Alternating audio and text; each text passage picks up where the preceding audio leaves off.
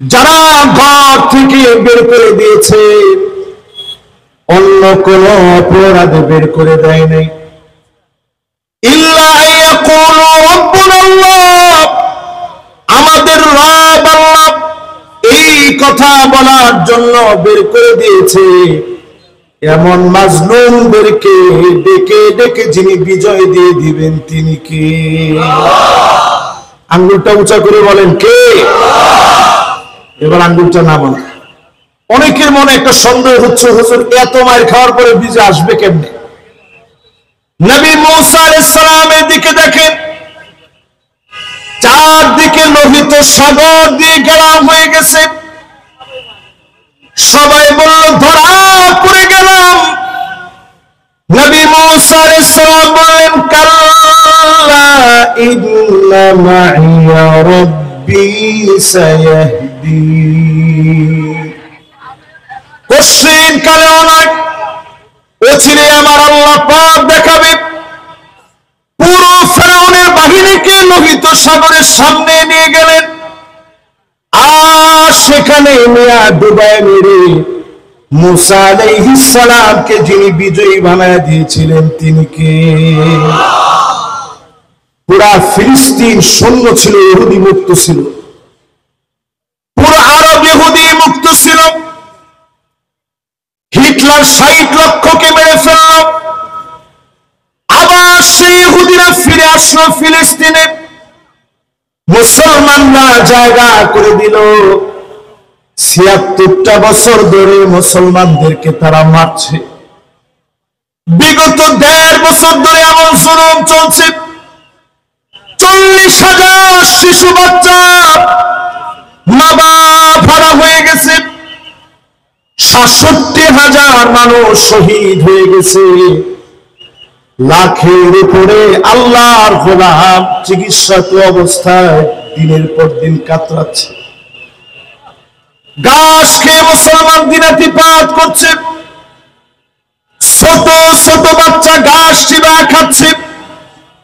এইরকম পরীক্ষা যখন চলছে, এই পরীক্ষার পরে ফিলিস্তিনে ইহুদিদের কবর যিনি রচনা করে দিবেন তিনি কে? মাশাআল্লাহ, আমাদের রওনক মেহমান, মাশাআল্লাহ রওনক মেহমান চলে আসে। আমরা একটু তাকবীর দিই। নারে তাকবীর, নারে তাকবীর। শফিক মাসুদ ভাইয়ের আগমন মহাগানের পক্ষ থেকে নারে তাকবীর। ফানাফিল্লাহ হুজুরের পক্ষ থেকে, আজাদ পরিবারের পক্ষ থেকে নারে তাকবীর। শফিকুল ইসলাম মাসুদ ভাইয়ের আগমন। মাশাআল্লাহ, আমরা এবার একেবারে শান্ত হয়ে বসে পড়ি। ইনশাআল্লাহ ভাই এসে একটুখানি সময় দিবেন আপনাদেরকে। আমি আমার আলোচনার শেষ প্রান্তে ওনাকে ইনশাআল্লাহ আমি দিয়ে দিব। খুব বেশি লম্বা সময় আলোচনা করার মতো আজকে সুযোগ নেই, এটা লম্বা আলোচনা করার জায়গা না। একেবারে সংক্ষিপ্ত পরিসরে সূরা হজ্জে 40 নং আয়াতে কারিমা তাফসীর আপনাদের সামনে পেশ করতে চাই। সমস্ত আওয়াজ বন্ধ করে দিয়ে সবাই আমরা মনোযোগী হয়ে যাই। আল্লাহর হাবিব ইরশাদ করেন, আকুরু দারিল মুমিনিন, ফিলিস্তিন হবে মুমিনদের চিরস্থায়ী জায়গা। হামাগুড়ি দিয়ে আল্লাহর গোলামেরা ফিলিস্তিনের দিকে যাবে। যিনি ফিলিস্তিনকে বিজয়ী বানায় দিবেন তিনি কে? এই যে আল্লাহ বিজয়ী বানাবেন, নবী হাদিসের মধ্যে সুর সংবাদ দিয়ে গেছেন। আল্লাহর হাবিব বলেন, ইন্নাল মালাইকা বাসিতাতুন আজনিহাতাহা আলাইক। ফিলিস্তিনের উপরে আল্লাহর ফেরেশতারা ডানাগুলা বিছায় রেখেছে। এই জন্য ডেকে ডেকে ফিলিস্তিনিদেরকে যিনি বিজয়ী বানায় দেবেন তিনি কে? সবার মনোযোগ আছে তো? মাশাআল্লাহ, মনোযোগ আছে। আমি 15-20 মিনিটের ভিতরে আপনাদেরকে 10টা হাদিস শোনাবো আগামী পৃথিবী সম্পর্কে, ইনশাআল্লাহ। বলেন 2 হাদিসের পরে 3 নাম্বার শোনেন। সহিহ বুখারীর ভিতরে নবীজি বলেন উদুদ সিদ্দান বাইনা ইয়াদাইস সাআব, দুনিয়ার শেষ সময়ের দিকে যখন দুনিয়া যাবে, নবীজি আঙ্গুলের ভিতরে গুনে রাখতে বললেন 6টা জিনিস আঙ্গুল দিয়ে তোমরা গুনে গুনে রাখবা। 1 নম্বরে নবীজি বলেন মাউতি, আমি নবী দুনিয়া থেকে চলে যাব। আল্লাহ নবী দুনিয়া থেকে চলে গেলেন, বিদায় নিলেন নবীজি আমার। একবারের জন্য নবীজিরে দেখলাম না, একবারের জন্য নবীজিরে পেলাম না, শুয়ে দেখতে পারি নাই। তার মানে আঙ্গুলে গুনে রাখতে প্রথমে নবীজি বললেন আমি চলে যাব, গুনে রাখবা। পুরোপুরি মিলে গিয়েছে। নবীজি চলে গেলে নবীজিকে দেখি নাই, তার মানে প্রথমটা মিলে গেছে। বলেন তো 6টার মধ্যে প্রথমটা যদি মিলে যায়, বাকি থাকে আর কয়টা? সবাই বলতে হবে। বাস ভাই চলে আসছে তো, আলহামদুলিল্লাহ, আলহামদুলিল্লাহ। সবাই আমরা মনোযোগী দিই। এবার আমরা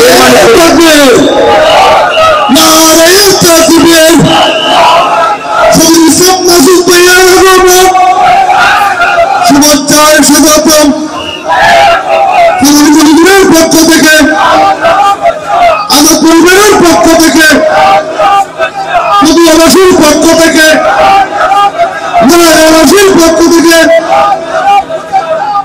আলহামদুলিল্লাহ আমাদের মাঝে উপস্থিত হয়েছে লক্ষ লক্ষ তৌহিদি জনতা, দক্ষিণ পূর্ব এশিয়া বৃহত্তম সত্তর শহীদ বিকাশলা বাংলাদেশ জামাত ইসলামী ঢাকা মহানগরী উত্তর সম্মানিত সেক্রেটারি, দক্ষিণ সম্মানিত সেক্রেটারি, বাংলাদেশ জামাত ইসলামী ধর্মঘটের সম্মানিত সদস্য, সংগ্রামী জনতা, সংগ্রামী প্রিয়তা, ইসলাম আন্দোলনের সিপাহী সালাত, যিনি 3 দিন আগে আল্লাহর ঘরে সবাই গাজাবাসীর জন্য দোয়া করেছেন, আজকে এই নগরবাসী তৌহিদি জনতার হৃদয়ের মাঝে উপস্থিত হয়েছেন। তিনি এখন এই বক্তব্য রাখবেন। লক্ষ লক্ষ আমাদের বাংলাদেশের পীড়িত বাংলাদেশ জামাত ইসলামের কেন্দ্রীয় কর্মসূচির সদস্য, সংগ্রামী জনতা, আজকের মাহফিলের প্রধান অতিথি নিয়ে মাল্য দিয়ে বরণ করে দিবে আজাদ পরিবারের পক্ষ থেকে আন্তর্জাতিক ব্যক্তিত্ব আল্লামা শহীদ উনি প্রধান অতিথি হয়ে মাল্য দিয়ে বরণ করে দিবে। আলহামদুলিল্লাহ, আলহামদুলিল্লাহ, আলহামদুলিল্লাহ।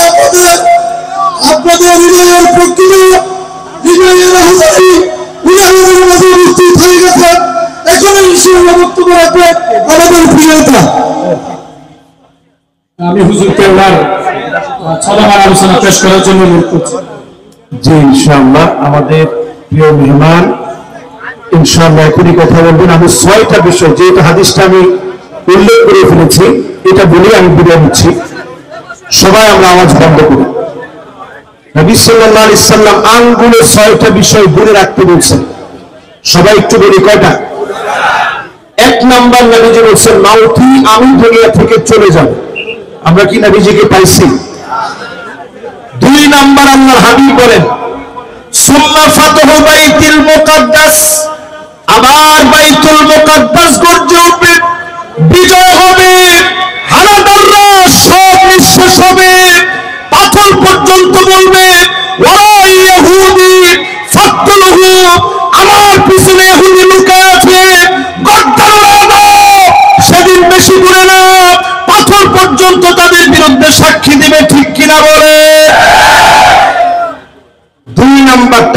চোখের সামনে আসতেছে। দুইবার বাইতুল মুকাদ্দাস বিজয় হয়েছে, সহিহ বুখারী হাদিস। একবার বিজয় করেছেন হযরত ওমর ফারুক রাদিয়াল্লাহু তাআলা, আরেকবার বিজয় করেছেন সালাউদ্দিন আইয়ুবী, আরেকবার বিজয় হবে চূড়ান্ত বিজয়। এই বিজয় এমন ভাবে আসবে, আল্লাহর হাবিব বলেছেন তারা তাকাও দেখতে পারবে না, এত ইসলামের বিজয় হবে যেই বিজয়ের সামনে কাফের পুরুষগুলোকে আল্লাহ রাব্বুল আলামিন নাস্তানাবুদ করে দিবে। ঠিক কিনা বলে?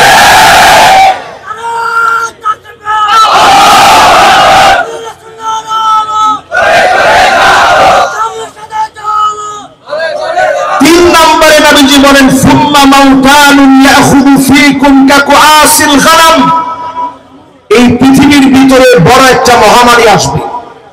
কিরকম মহামারী? ঠান্ডা জনিত মহামারী। নবীজি বলছেন ছাগলের ঠান্ডা লাগলে যেভাবে কাশে, যেভাবে ছাগল কাশতে থাকে আর নাক দিয়ে শ্লেষ্মাগুলো পড়তে থাকে, এইরকম ঠান্ডা জনিত মহামারী আসবে।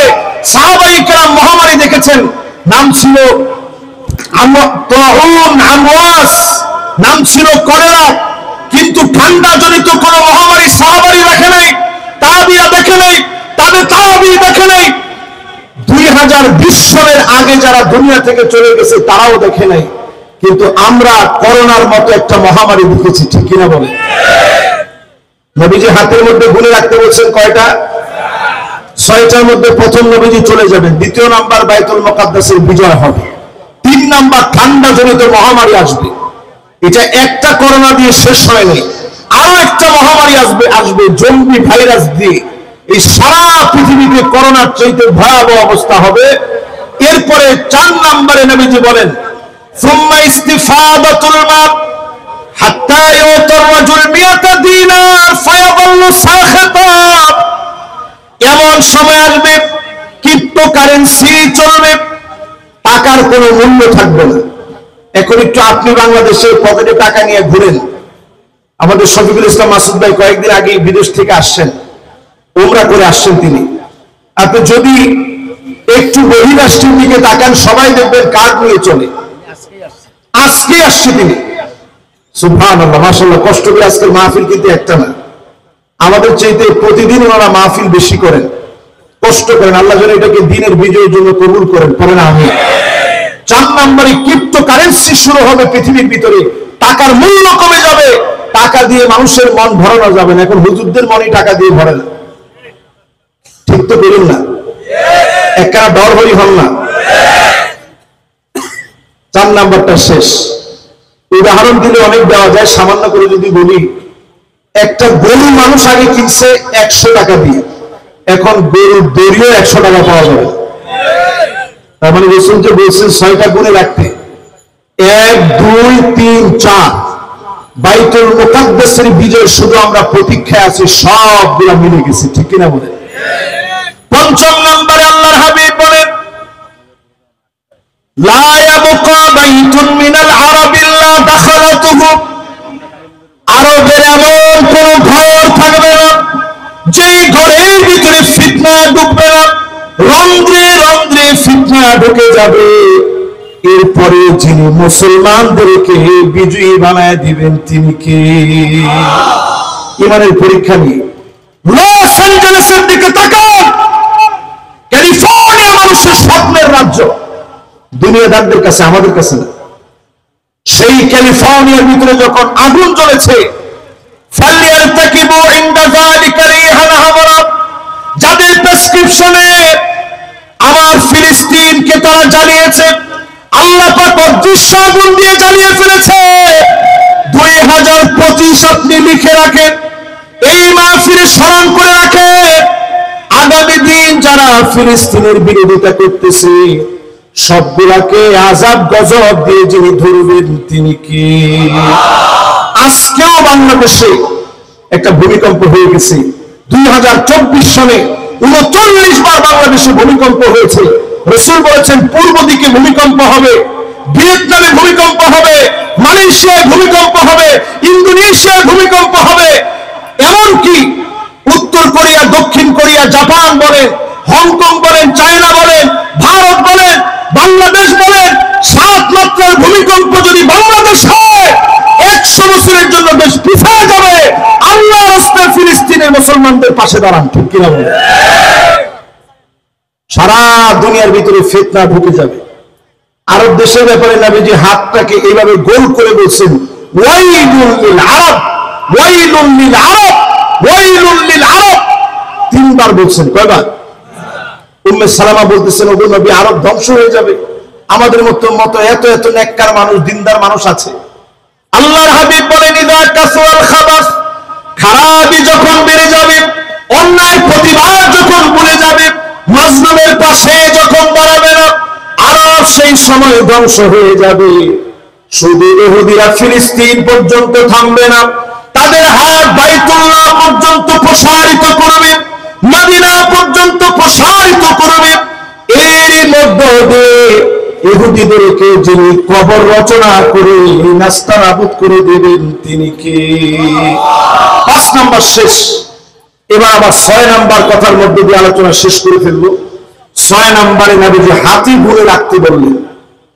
আল্লাহ নবী বললেন, সুম্মা হুদনাতুন তাকুনু বাইনাকুম ওয়া বাইনা বানিল আসফার ফায়াবদিলুন, খ্রিস্টানদের সঙ্গে একটা চুক্তি হবে।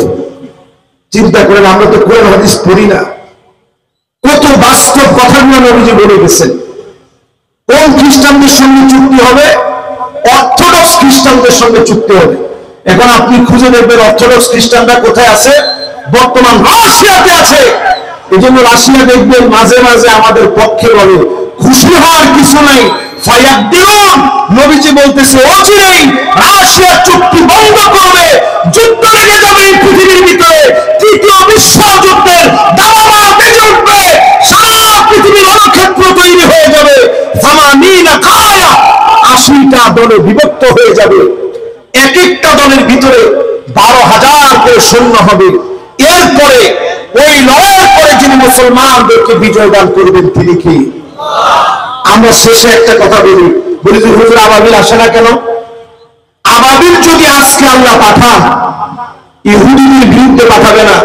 180 কোটি মুসলমান যারা দায়িত্ব ভুলে গিয়েছে, তাদের মাথার উপরে ইলেকট্রন, প্রোটন আর নিউটনের মতো শক্তিশালী বিস্ফোরক হিসেবে আল্লাহ তাআলা পাথর দিয়ে পাঠাবেন। কারণ আমরা নিজেরা এখনো দায়িত্ব কর্তব্য পালন করি নাই, ঠিক কিনা বলেন? অনেকে বলে, হুজুর ইমাম মাহদী আসলে তো সব সমাধান হয়ে যাবে। ইমাম মাহদী আসলে সব সমাধান হবে। ইসলিহুল্লাহু লাহু লাইলাতান ওয়াহিদা, এক রাত্রির ভিতরে বিজয় আসবে। সেই বিজয়ের মধ্যে অগ্রগামী হবে তারা, আজকে যারা জুলুম নির্যাতন সহ্য করার পরেও দিনের পথ ছাড়ে নাই। যে ছোট্ট বাচ্চার আঙ্গুলের ইশারায় সাব্বানা নামক আঙ্গুল উঁচা করে ঘাস চাবায় খাওয়ার পরে আল্লাহর নামে সাক্ষী দেয়, ওই আল্লাহর গোলামরা জীবিত থাকাকালীন সময়ে এই জমিন ধ্বংস হবে না। যেরকম আল্লাহ রাব্বুল আলামিনের কাছে কামনা করি, যতগুলো কথা বললাম, যেহেতু সংক্ষিপ্ত পরিসরে, আল্লাহ রাব্বুল আলামিন প্রত্যেকটা কথার উপরে আমাকে আমার সবার মহব্বতে যত ভাইয়েরা এখানে আসছেন এবং আমার সম্মানিত দায়িত্বশীল যারা রয়েছেন, প্রত্যেককে আল্লাহ রাব্বুল আলামিন আমল করার তৌফিক দান করুক। সকলে পড়ে আমিন। সময় সুযোগ হলে আবার ইনশাআল্লাহ আপনাদের সঙ্গে দেখা হবে, কথা হবে। সেই পর্যন্ত আল্লাহ রাব্বুল আলামিন ভালো রাখুক, সুস্থ রাখুক নিরাপদে। আসসালামু আলাইকুম ওয়া রাহমাতুল্লাহি ওয়া বারাকাতুহু।